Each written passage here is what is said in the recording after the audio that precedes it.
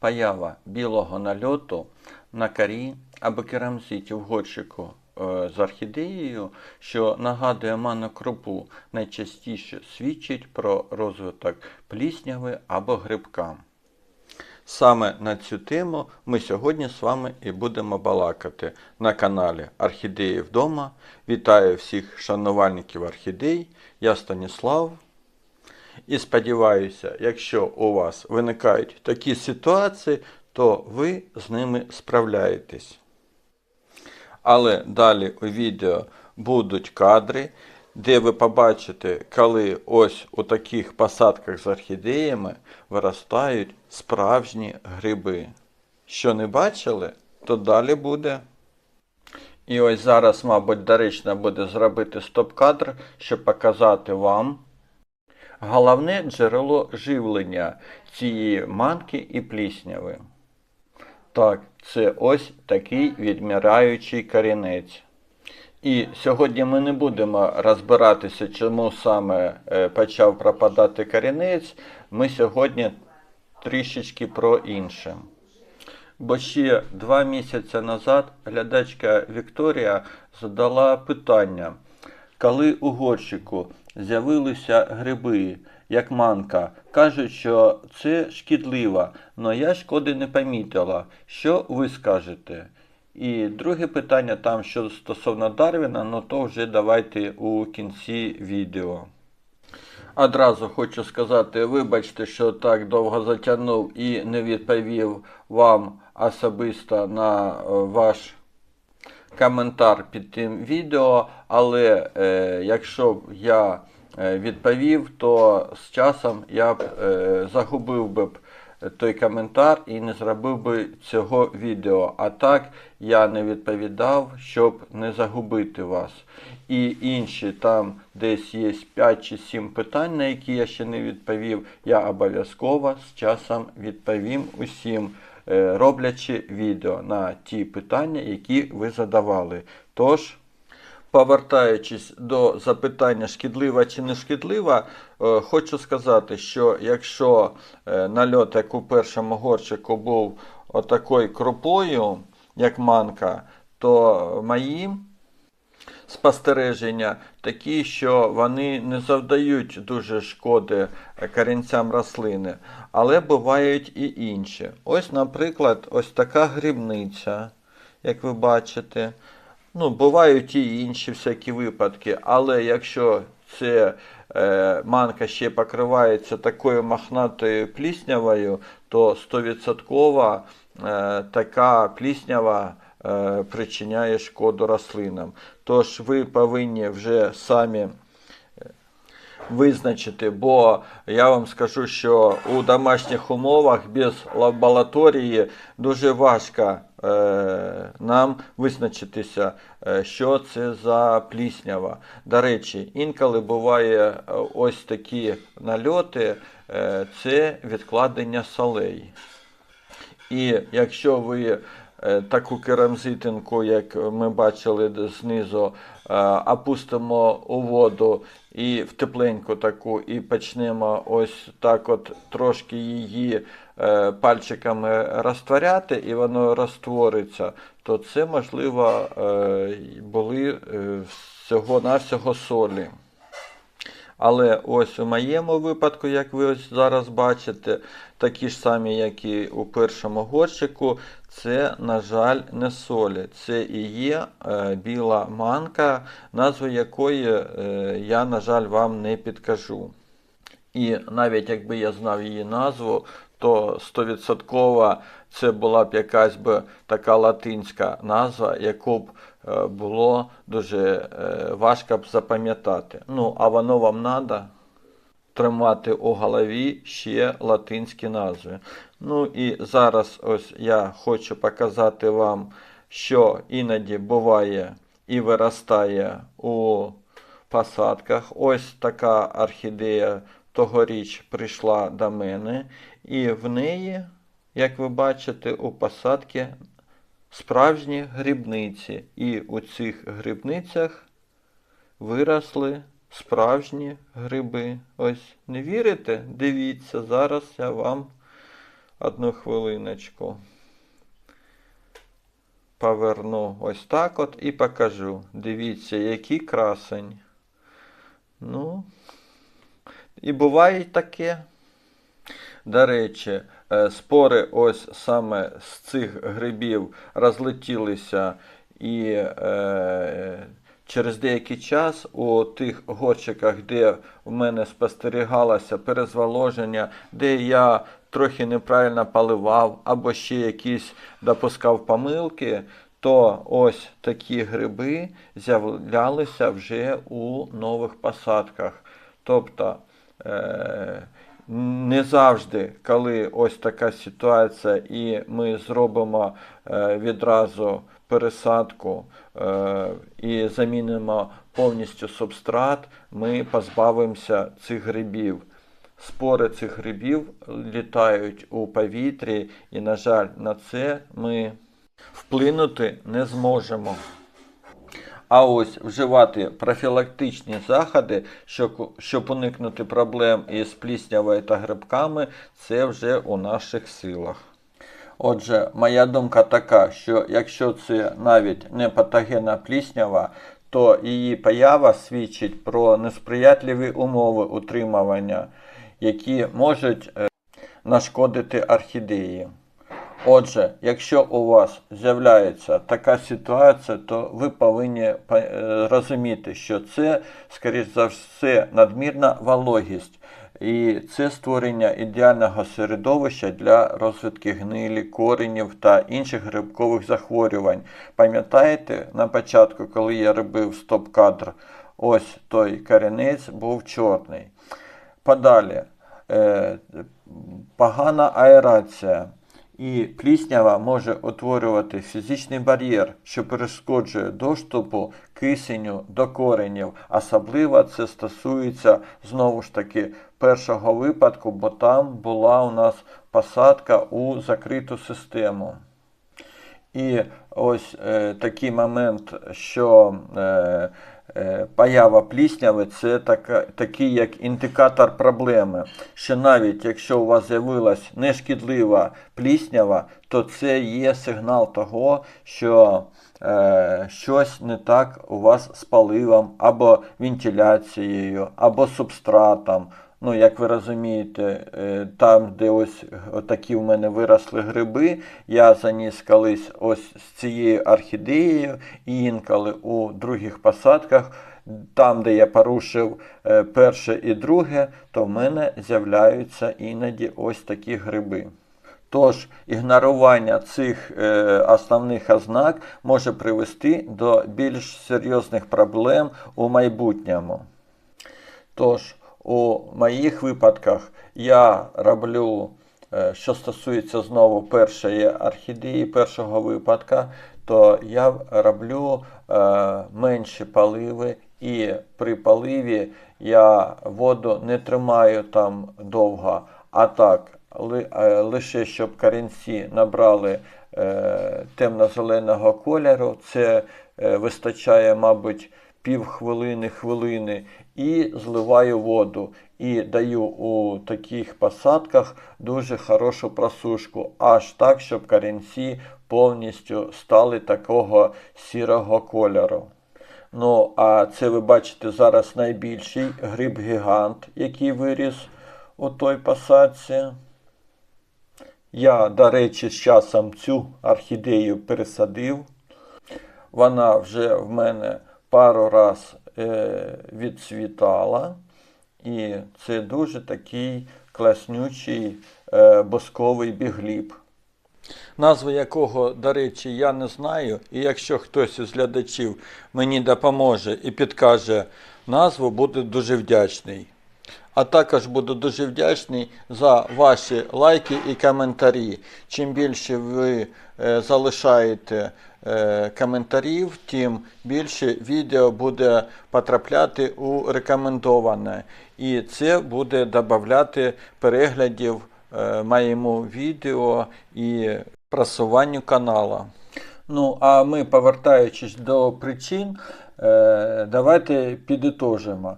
Отже, причини появи – це надмірна вологість, Це погана вентиляція, це органічні залишки і це заражений субстрат або горщик, з якими спори грибків могли попасти у цей субстрат або залишитися на стінках горщика з попередньої посадки. Тепер, що стосовно білої манки, у випадку, про який написала глядачка Вікторія, і про випадок, який в мене був у першому горщику, то як і вона, так і я помітив, що ця манка шкоди не завдає. Але у деяких випадках пліснява може бути ознакою більш серйозної грибкової інфекції, яка може вражати і саму рослину. І в цьому випадку ми повинні розуміти, що нам робити. Ну, по-перше, треба поліпшити вентиляцію, забезпечити гарний рух повітря навколо орхідеї. Можна відкрити вікно, але треба уникати протягів. Або використовувати невеликий вентилятор. Я 100% знаю, що дехто з вас таким користується. Далі, треба переглянути режим поливу. Дайте субстрату повністю просохнути між поливами. І якщо це закрита посадка, як в нашому випадку, гарно злити воду. Але якщо у вас це класична посадка, то тоді переконайтеся, що вода витікла з усіх дренажних отворів. Ну, а якщо ви все ж таки вирішили зробити пересадку, то після того, як ви витащите орхідею, добре огляньте корені. Обережно вийміть орхідею і видаліть все гниле, м'яке коріння, яке порожнє буває. І це повинні ви робити стерильними інструментами. Ну і, звісно, замініть субстрат, і як ви інколи бачили у своїх відео, я із старої посадки переношу декілька кусочків кори, щоб перенести флору старої посадки у нову, то у цьому випадку, звісно, такого робити не потрібно. Ну, звісно, продезінфіцируйте горщик, ретельно вимийте його у якимсь антисептичним засобі, щоб знищити можливі спори грибів. Ну і звісно, якщо були вжиті вами всі профілактичні заходи і вони не помогли позбутися білого нальоту, або ви все ж таки підозрюєте грибкову інфекцію, то тоді вже можна застосувати спеціальні засоби, фунгіциди. Дуже важливо, перед застосуванням будь-якого фунгіциду уважно прочитайте інструкцію виробника та дотримуйтесь її. Неправильне використання може бути дуже шкідливими як для рослини, так і для вас. Основні типи фунгіцидів, які мають бути використані для орхідей, діляться на системні і контактні. Принцип дії фунгіцидів. Вони проникають у тканину рослини і поширюються по судинній системі, забезпечуючи захист всередині. Це до системних фунгіцидів відноситься. І перевага цих фунгіцидів – це те, що тривала дія, і вони ефективні проти широкого спектра грибкових захворювань. Із недоліків може бути це те, що вони більш токсичні, ніж контактні фунгіциди, і існує ризик резистентності у грибків при частому використанні одного і того препарату. Резистентність, якщо хто не розуміє, це привикання. Із назв, які я знаю про такі фунгіциди, це фундазол, Тапсін М. До речі, Тапсіном М я ні разу не користувався. Фундазолом колись роки 3-4 назад я користувався, але я вже не пам'ятаю, чим завершились ті мої обробки. А ось Привікур я застосовую. До речі, багато глядачів мені писали, що у нас в Україні назва Привікура Магнікор. Я з вами сперечатися не буду, але в мене у моєму місті, де я проживаю, ще у продажі є і Привікур. Тож я поки купую його і користуюся ним. Ну і тепер про контактні фунгіциди. Принцип дії їх, вони діють безпосередньо на поверхні рослини, знищуючи грибки при контакті. Переваги – це менша токсичність порівняно з системними і менший ризик розвитку той же ж резистентності. Недоліки, які мають, то це тривалість дії. Вони змиваються водою і ефективні лише при безпосередньому контакті з грибками.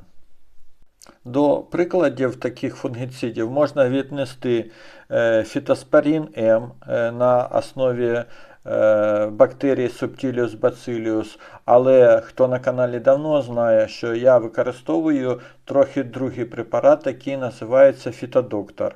Також сюди можна віднести мідний купорос, бордоську рідину, хлорокіс міді. І можна зазначити, що фітоспорін М і препарат, яким я користуюся, Фітодоктор, це є біологічні фунгіциди, і вони вважаються одними з найбезпечнішими. Але користуючись ними, зазвичай потрібна буде повторна обробка через деякий час.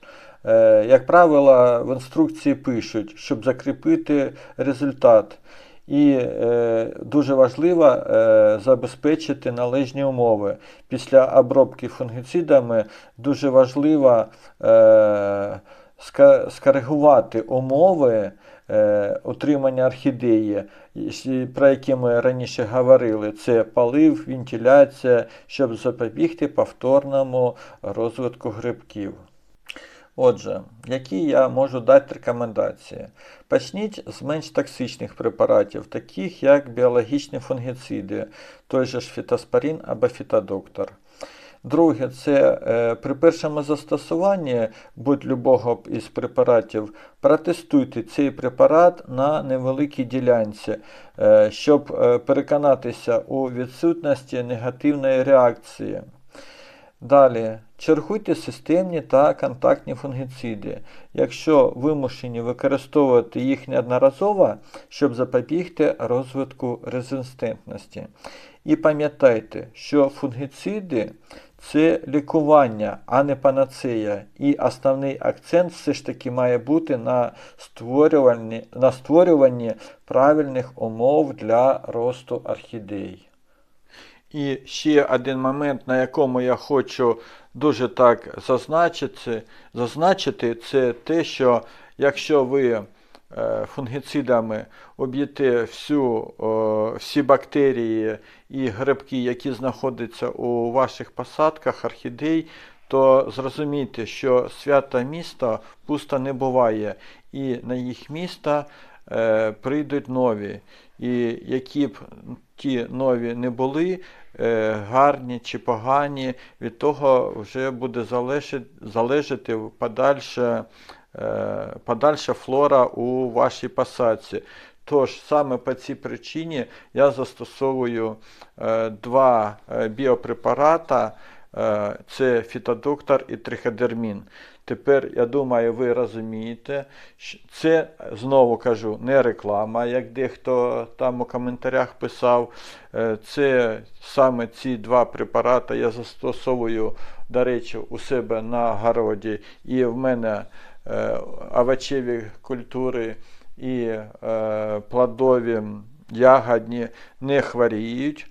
Тож саме тому кілька років назад я і почав користуватися цими біопрепаратами на своїй колекції орхідей. Тож, коли я застосовую ці два біопрепарати, то я розумію, що місце у посадках зайнято і ніякі другі погані, хоч непогані мікроорганізми, бактерії, грибки вже не повинні появитися у горщиках. Але ж я також людина, і інколи і я допускаю деякі помилки. І ці помилки також, ось, як ви бачили, 3 квіточки в мене є, у яких у посадках є ось такі приклади, які я вам сьогодні і показав. Тож, у першу чергу, я створю умови, я буду правильно поливати і робити між поливами гарну просушку. І вже потім, якщо це не буде проходити, задумаюсь, чи пересаджувати, чи ні. І, звісно, буду користуватися все тими ж біопрепаратами, але і вони зазвичай не вбивають ці патогени з першого разу. Тож треба деякий час. Ну і раз у нас сьогодні мова йде про плісняву, то хочу вам показати, яка вона буває. Ось бачите, посередині таке біле пятно, бачите, така біла мохната, а по краям така рожева і вже не дуже, так би мовити, мохната. На жаль, у цій посадці було в мене посіяно насіння орхідей і пліснява його, мабуть, з'їсть. Ось тут, бачите, біла пішла вже таким великим шаром і вже, на жаль, цю банку прийдеться викидати. А ось розовенька тут ще тільки так по колу пішла і до середини ще не дійшла. Але, на жаль, і цю банку також прийдеться вже викинути. Отож, сподіваюся, що сьогоднішнє відео було для вас дуже корисним і повчальним. Звісно, сподіваюся, що ви усі, хто подивиться це відео, поставите мені лайк або вподобайку, хто як називає. Звісно, напишіть свої коментарі, як ви боретеся з такими проблемами. Ну і, звісно, зайдете на канал Орхідеї вдома знову і знову. Ну і прошу поширити відео між своїми друзями, орхолюбителями. І на сьогодні, мабуть, все. Бувайте і до зустрічі на каналі Орхідеї вдома. І, до речі, про Дарвіна, якого я обіцяв у кінці відео, питання запилити Дарвіна на Дарвіна. Тож, із тої інформації, що я знаходив на англомовних сайтах, пишуть фахівці, що якщо зробити таке запилення, то не факт, що діти будуть саме такі, як Дарвін. Тож, якщо хтось знає більш якусь інформацію, будь ласка, поділіться у коментарях, буду вам дуже вдячний. Ну що, на все добре.